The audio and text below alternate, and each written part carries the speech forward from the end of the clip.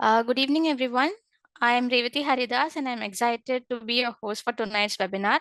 I'm happy to welcome you all to a special event, Choosing the Right Path, Aligning Your Passion and with Global Opportunities, presented by FES Study Abroad. Thank you all for joining with us this evening. Let me start with a brief introduction to FES Study Abroad. At FES Study Abroad, we offer services for students and professionals who want to pursue their higher education overseas. We have offices in major cities including Kochi, Bangalore, Chennai, Hyderabad, Pune, and Delhi. Our goal is to help you achieve your dream of studying abroad. With the knowledge and the expertise we have to provide you with support you need as you navigate to the international education. Whether you're dealing with complex application or adjusting to a new culture, we are here to help you for every step of the way. Tonight, the session will focus on choosing the right course, aligning your passion with global opportunities. And our goal is to give you a clear understanding of studying abroad. We will discuss the opportunities available worldwide with unique work culture and practicing tips to make your journey smoother and more exciting. I'm excited to introduce Hannah George, our esteemed speaker for the session. Hannah is heading the Knowledge and Training Department at FES, who has over 20 years of experience in this industry. She has successfully placed thousands of students in prestigious universities worldwide and specialized in navigating complex visa processes with high success rate. Hannah has also built a strong relationship with international universities and has conducted over 500 awareness programs across educational institutions in Kerala. Today, Hannah will provide detailed insights on choosing the right course and available global opportunities for you. We hope that you find this session incredibly informative and inspiring. For further ongoing updates and personalized support, connect with us on our social media handles for any support that you need. Please know that we will have a dedicated Q&A session towards the end of the webinar. So if you have any questions or inquiries during the session, please feel free to send them via Q&A option available below. Once again, thank you for joining with us today, and we hope you enjoy the session. Now let me welcome Hannah, and I'll hand it over to her to start the session. Over to you, Hannah. Thank you, Revati. A very good afternoon to all of you. Today, I'm excited to present a webinar on choosing the right path, that is unlocking your passion with global opportunities. Excited to be a part of Fragomen Educational Services. I don't require to have another introductory session on FES and what we do. Revati has already briefed about it. Right. So how to align your passion along with your studies is my topic today. For that, first of all, you need to understand when you choose your passion, you are motivated to excel. This leads to higher job satisfaction as well as a better career prospects, right? So how to identify your passion is the first step in this. So what is passion? Passion is what deeply interests and excites you. It creates a sense of fulfillment and purpose. You will pursue your passion through boredom and all setbacks. So, how to identify your passion? First step is make a list of the things you love. Second step, identify your strengths. Third one is identify what is most important to you. Fourth step is clarify what your life goals are. And another step is you can take a career aptitude test or seek guidance from others. You have a lot of career aptitude tests like Career Fitter, Truity, Career Hunter, Map Test, all available. So this is how you identify a passion. I am sure most of you must be aware of Ikigai, the international bestseller, the Japanese secret to a long and happy life, which clearly states it should be a combination of what you love, your passion, your mission, what you are good at, what the world needs, profession, vocation, what you can be paid for. This makes a secret to a long and happy life, which everybody seeks to be. Next step, once you identify the passion, then you have to assess the global opportunities aligned with your passion. So there is an increasing trends in education and careers globally. So there are certain key destinations which are identified like in 2023. First place goes to Canada. 16.1% of international students study in Canada. Second is United States, that is 14.8%. Next is UK, United Kingdom, 14.4%. Then comes Germany, Australia, Italy, France, Netherlands, Sweden, and Spain. And there are certain best student cities as per the QS. First comes London, then comes Tokyo, then Seoul, Munich, Melbourne, Sydney, and Paris are identified as the best student cities. Changing trends. Trends are definitely changing every year, every minute. So as per the recent trends, approximately 1.3 lakh Indian students were pursuing higher education abroad in 2023. Nearly 4 in 10 international students are studying in one of the big 4 destinations, that is UK, USA, Australia, and Canada. Australia, Canada, and the UK have tightened their immigration settings and have become even more expensive to study and live in. Alternative destinations in Europe and Asia, like Germany, Japan, Malaysia, South Korea, Indonesia, have become popular. 33 Asian universities ranked within the 2024 Times Higher Education Top 200, up from 28 in 2023. Right. These are the popular programs generally taken by the students. First comes data science and artificial intelligence, then cybersecurity, health informatics and telemedicine, climate change and sustainability, blockchain and financial technology, biotechnology and bioinformatics, creative industries like digital media, gaming, animation, and virtual reality, global health and public policy, entrepreneurship and innovation, language and cultural studies. Then next comes aligning your passion with course option. How will you align your passion with the available course options? So first step is evaluation of the courses. How will you evaluate a course? Evaluation of a course means a structured decision-making process which ensures that you select courses that align with your passion as well as your future career aspirations. So for that, first of all, you should have a clear picture about the course you want to do. Secondly, you should understand the university rankings, the standards, and the teaching methodology. Third step, you should explore quality and fees of academic programs. The next step is to identify the scholarships or aids, part-time work, and postgraduate work permit available in that particular country. Fifth step, you should seek guidance for selection and admission as well as visa procedures. There are certain other factors to be considered while deciding. First one is the language of instruction. So most of the international countries, English is a medium of instruction or language of instruction, but there are certain other countries wherein French or Germany are the medium of instruction. So you should decide as per your language compatibility. Second point which you have to consider is the country scenario. That is about the political and economical climate of the country. Then definitely you have to consider whether there is a growth potential, and then the job market demand, PR opportunities. Then of course you'll have personal preferences. You will have a dream destination certain times to go to. Then the international recognition of the courses, that is also much important. The courses should be recognized and valid globally. And then, of course, the location, right?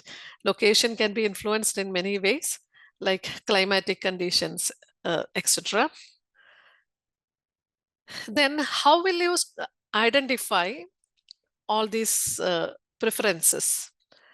There are certain resources for the students. First resource, you should check with the educational websites as well as forums, which are widely available in internet or social media. Second one is you should have authentic information from the university and the program websites. And you have third one is about from the government and embassy resources. Then from study abroad agencies and consultants. Then from social media and networking, online reviews and testimonials of the students. And then from career assessment test, then university contact offices are there in different countries, different cities. So these are all the resources from which the student can get or gather information. Next step is how to identify the course as well as the career paths. So first of all, let me talk about the course and career options in business and management. Whether it is undergraduate or postgraduate, generally in business and management, you have all these courses listed: global business management, international business management, business analytics, master of business administration or MBA, financial planning and services, professional accounting, marketing analytics, marketing management, branch management, supply chain and logistics management, insurance risk management, human resources management. So where can you work or what profession can you choose after doing these courses? You can work as an advertising manager, marketing manager, public relations manager, financial manager, insurance manager, real estate manager, financial brokerage managers, banking, credit and other investment managers, purchasing manager, human resource manager. So these are all the various course and career options in business and management streams which are widely popular. Next is popular course is mechanical engineering. So after mechanical engineering or after 12th standard, to choose a mechanical engineering stream, you have various courses available. Popular ones are quality in electronic manufacturing, quality assurance, process quality engineering, applied manufacturing management, occupational health and safety, petroleum engineering. And what are the career options available after doing these courses? It's like engineering manager, manufacturing manager, mechanical engineer, industrial engineer, manufacturing engineer, quality engineer, safety manager. These are all the various career options available after mechanical engineering streams. Next popular course is civil engineering. So after civil engineering, you can specialize in, or else you can take the streams in various civil engineering options like construction project management, structural engineering, environmental engineering, building automation, quantity surveying, occupational health and safety. So you can work as construction managers, architects, geological engineers, environmental engineers, site engineers after pursuing all these options. Next, or the most in-demand course is in computer science these days. So there are a lot of options available for computer science graduates or the students who wish to pursue a career in computer science. Definitely data analytics comes in the first place, then artificial intelligence and machine learning, cloud computing, cyber security, mobile applications development, web development, network infrastructure and security, software quality assurance, game development, software information and systems techniques. These are all the various popular programs which are widely chosen by the students. So where can you work after completion of this course, or what is the profession which you can choose after completion of the course?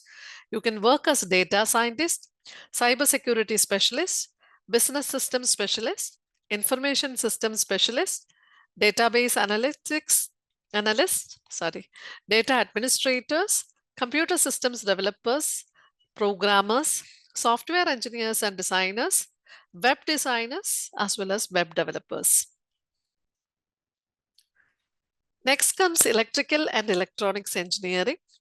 So the course options we can choose, or the streams which you can choose after electrical and electronics engineering, or in electrical and electronics engineering, they are power engineering, energy systems management, renewable energy systems, photonics, electronics engineering, facility technician, wireless telecommunications, mechatronics, Internet of Things, and you can work as electrical engineer, electronics engineer, industrial engineer, power engineer, automation engineer, network engineer, as well as telecommunications manager.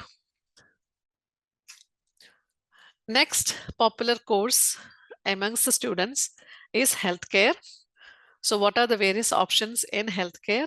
First one, definitely MBBS, nursing, pharmacy, dentistry, healthcare administration, health systems management, public health, psychology, health informatics, and where you can work or what are the career options.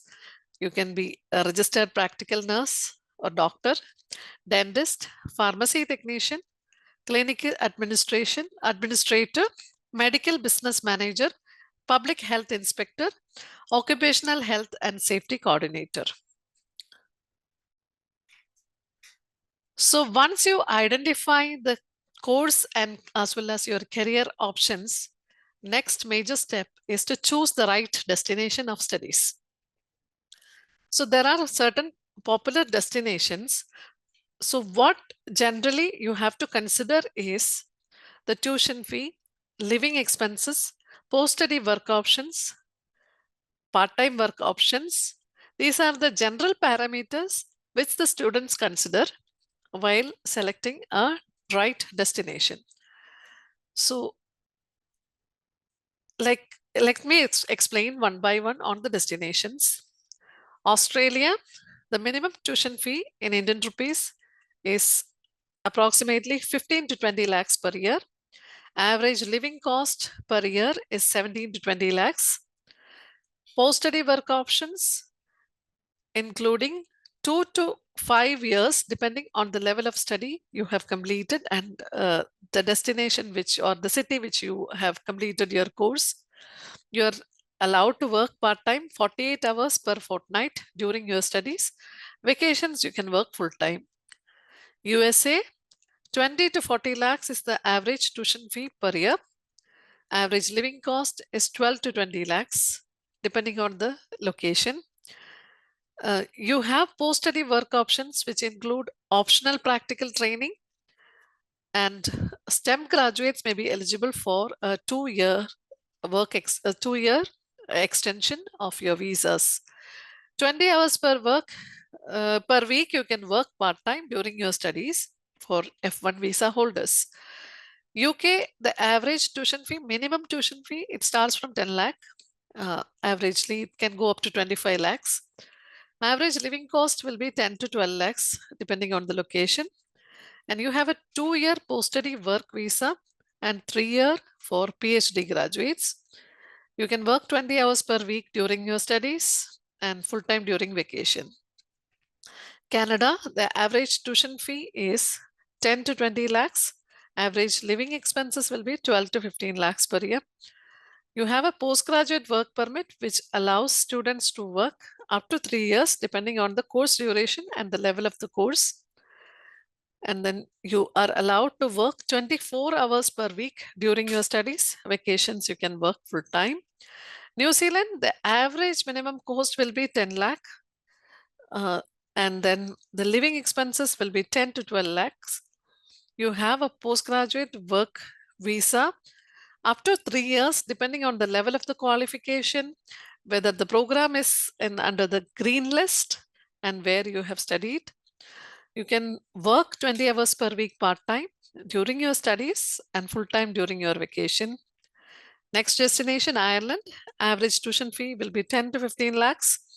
Living cost approximately 8 to 12 lakhs. So in Ireland, the student can stay back up to 2 years after completion of the course. The students can work part-time 20 hours per week, and vacations they can work full-time.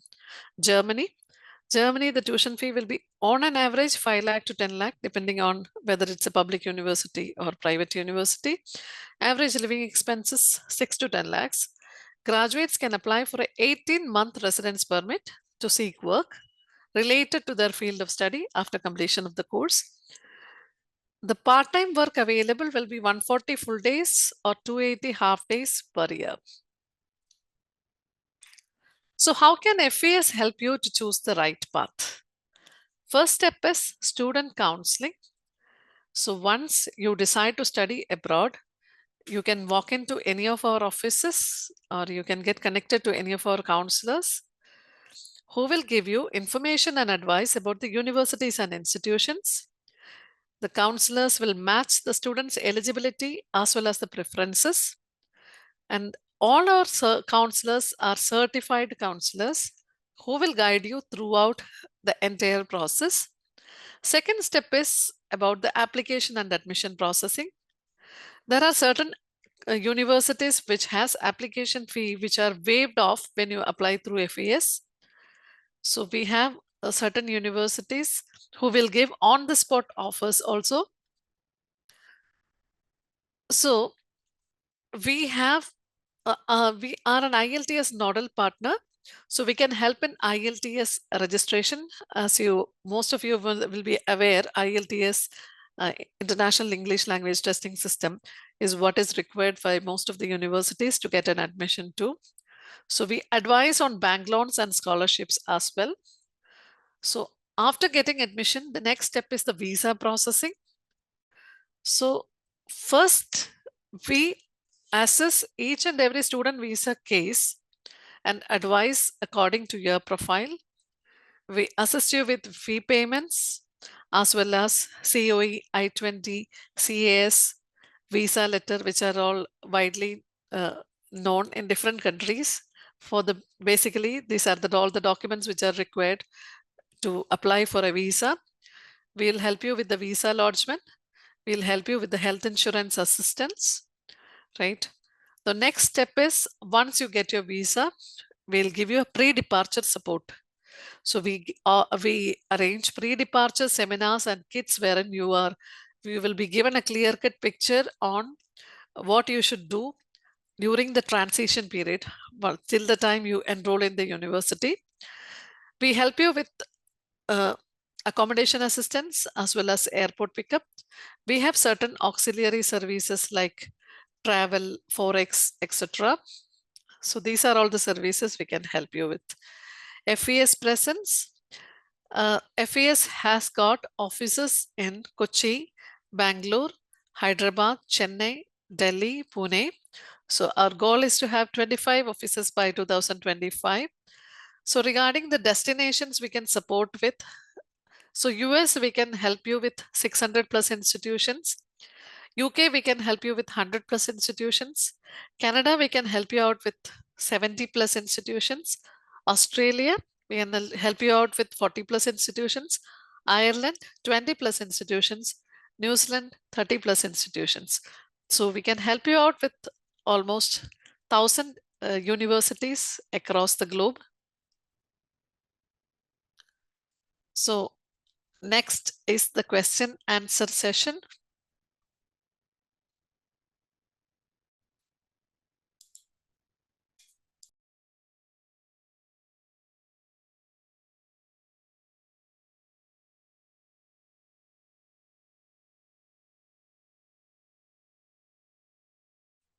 I request the participant to ask any questions if you have. You can drop those in the Q&A Q&A drop box there.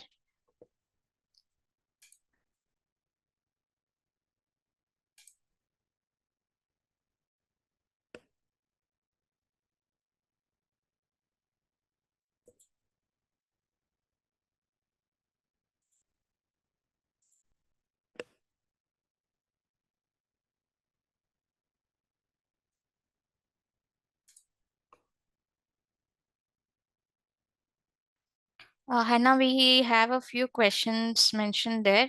So I'll read out those one by one so that like you can help the people with the answers. So Sure. one of the question is that how can I find scholarship or financial aid opportunities specifically for studying abroad?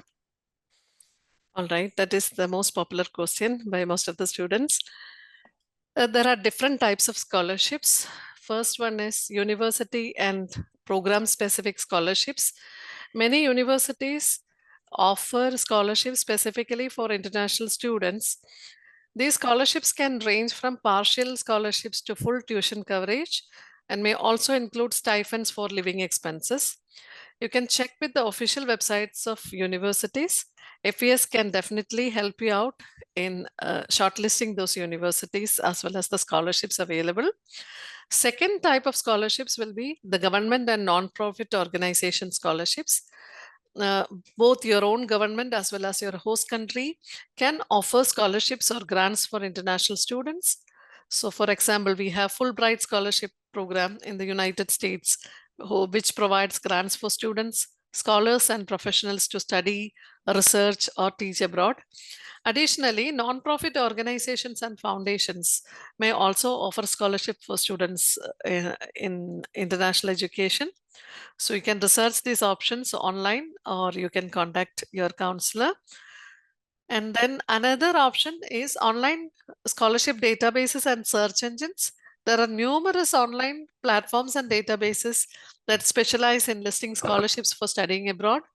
We have websites like studyabroad.com, internationalscholarship.com, scholarships.com, which allows you to search for scholarships based on criteria like destination country, field of study, or academic level. Okay, thank you, Hannah. There is one more question. What are some tips for overcoming language barriers in foreign academic environment? That's a nice question. Overcoming language barriers is essential for effective learning and integration. So, there are certain tips integral for this.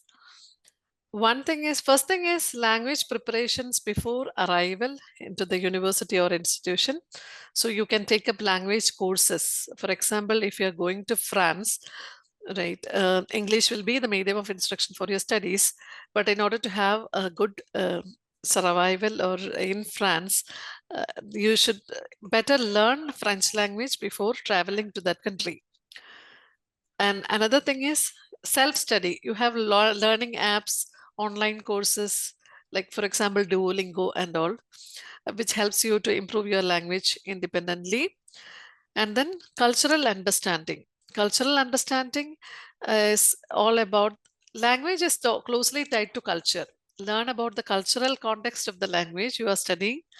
That is, understanding cultural norms and nuances can help you to communicate more effectively and avoid misunderstandings. So, these are all the tips which you can do before arriving at the university. Once you arrive at the university, you can actively engage in academic activities. You can participate in the class, lectures, seminars, and discussions. Uh, that is, engaging in this academic conversations will help you to improve your language skills as well as help you to understand your course content also more deeply. Second point, which you have to consider is you should ask for clarifications. Don't hesitate to ask your professors or classmates to clarify your concepts or instructions if you don't fully understand. Most students, especially Indian students, are understanding and willing to help the fellow students who are learning the language. So, and another aspect is you should use your academic resources. Should take advantage of academic resources like you have language labs, tutoring services, peer support groups available in all these universities. You should take advantage of all these These resources can provide additional practice opportunities as well as guidance. Then another thing is definitely you have to immerse learning in cultural integration. So you should immerse yourself in the language, surround yourself with the language as much as possible. That is, you can listen to local radio stations, watch television programs, read newspapers or books in the target language, and then make local friends. You have to build friendships with the local students or residents. Interacting with native speakers regularly will expose you to colloquial expressions and informal language, helping you to become more fluent. And definitely your part-time jobs generally help you out in that. And third thing is you should explore the culture. You should engage in the cultural activities and events. You should understand cultural references and context, which will enhance your language learning experience, and it will facilitate smoother integration into the academic environment as well. Okay, and there is one more question from the participant. Is GRE or GMAT mandatory for pursuing MBA abroad? How much do we have to score in such cases? That's a good question. GRE or GMAT is not a mandatory requirement to study abroad, right? So GRE and GMAT are required by certain universities for specific courses, and the score level depends on the university's requirements. Definitely, once you select your university and the course, your counselor as well as the website of the university will give you a clear-cut idea about what score exactly you require for the specific program.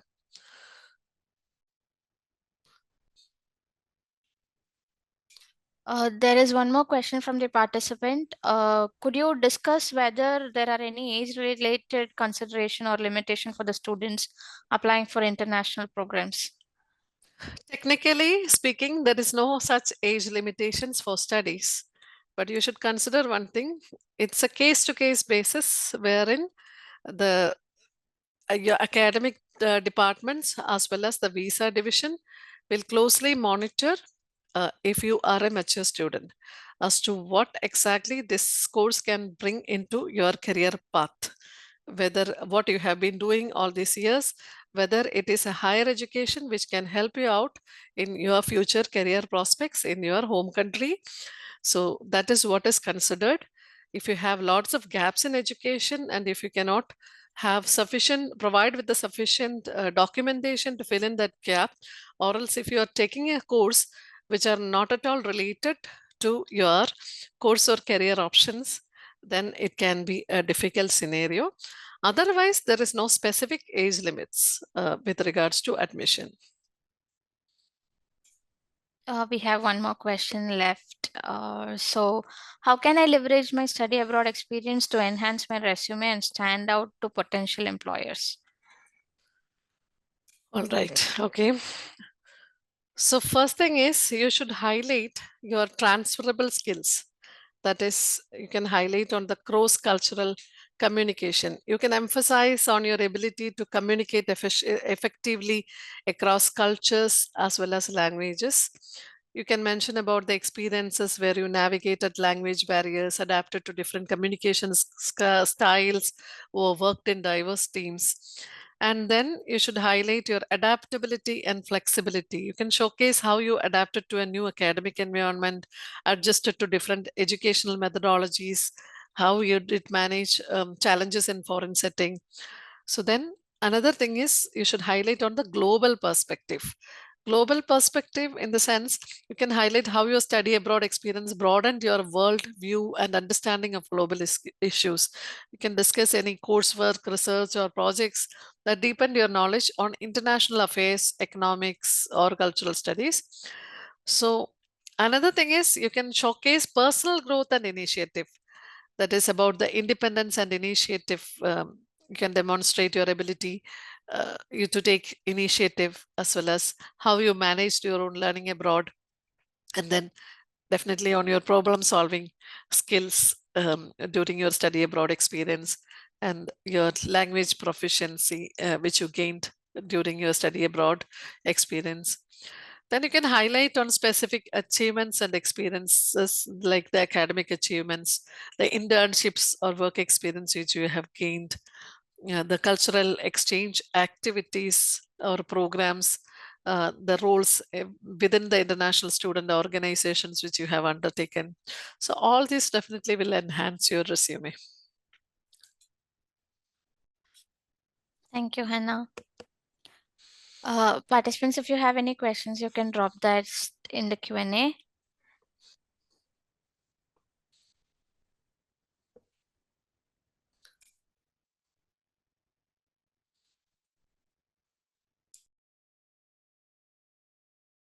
Hannah, if you could highlight the base, like minimum requirement, CGPA requirement, or the language requirement, that would also be helpful. Sure.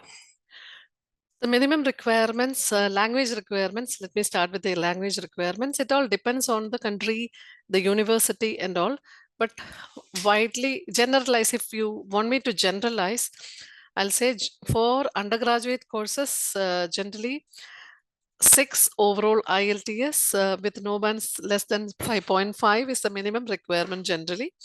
And post-graduation, it is 6.5 with no band less than 6. But if you consider certain courses which includes a lot of client-facing roles, for example, nursing programs, social worker programs, and certain legal programs, law programs, all such courses, generally an IELTS of 7 with no band less than 7 is what is required. Academic requirements also depends on university to university. For example, if you take the case of UK, Russell Group universities, generally for engineering, they require minimum 75% for in their bachelor's for their post-graduation, as well as 85 to 90 percentage for bachelor's undergraduate programs, wherein like for business programs, the limits can be a little bit lesser. So when you consider other universities, there are certain universities which take students with minimum 55 percentage for their bachelor's, as well as 60 percentage for undergraduation also. So it all depends on the university specific requirements, right? Thank you, Hannah. I suppose like we have one last question. Could you provide information on the PR pathways available after completion of studies? Generally speaking, we are not supposed to give much information on PR pathways as study abroad counselors, but the general information which I can give you is uh, certain countries, mostly like Canada, Australia, New Zealand. These 3 countries allows you to get a PR. Uh, like you have a point-based system. So you have to select a course which is listed in the skilled occupant list of these countries, which will help you out in getting a job easily, as well as to get a PR easily. I am not supposed to advise more about it because this is a study abroad platform. But you can definitely go through the immigration websites of all these countries, wherein you can get information on the same. Yes, Hannah. There is one more question. Do universities provide placement assistance or should we look for it on our own? Definitely, you have to look it on your own, right? Nobody will knock at your doorstep and give you a job. First thing is that. Universities definitely assist you in getting a placement. How it happens is once you enroll in the university, you are getting associated with a students' union, right? So, associated with the students' union, you have a job center. And the job center definitely help you out in building your resume, helping you in attending your interviews or conducting mock interviews, as well as you will have definitely a login ID and password, which is extended throughout your life, for which through which you can search for the job options available. Apart from that, you have most of the universities arrange at least 3 recruitment fairs. So, wherein the recruitment companies as well as the recruitment agencies will come down. And then most of the initial jobs will work on a reference basis. So, you'll have a lot of lectures from the industry experts. So, I would simply suggest it all depends on how initiative you are in searching for a job and how you maintain your contacts, local contacts especially, or the industry contacts, right? So you have options available, but it is your responsibility to find a job. I hope there are no more questions. So thank you, Hannah, for the very insightful presentation. And thank you all for your participation and great questions it was. We hope you find the session informative and helpful. To join such more informative webinars, please do follow us on our social media. Visit our website www.fes.com to drop an inquiry and receive personalized guidance. Thank you once again and have a great evening. See you in the next webinar. Thank you. Thank you, everyone.